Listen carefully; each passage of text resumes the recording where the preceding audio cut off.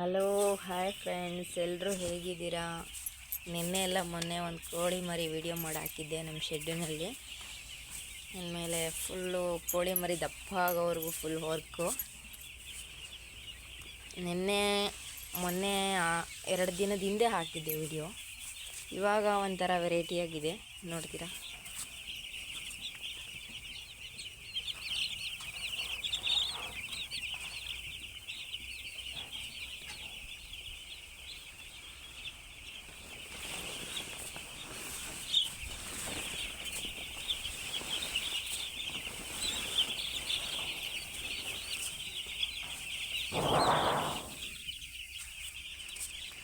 ನೋಡಿ,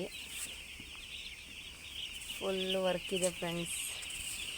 ವಿಡಿಯೋ ಮಾಡೋಕ್ಕೆ ಆಗಲ್ಲ, ಸಮಯ ಸಂದರ್ಭ ಸಿಗೋದೇ ಇಲ್ಲ.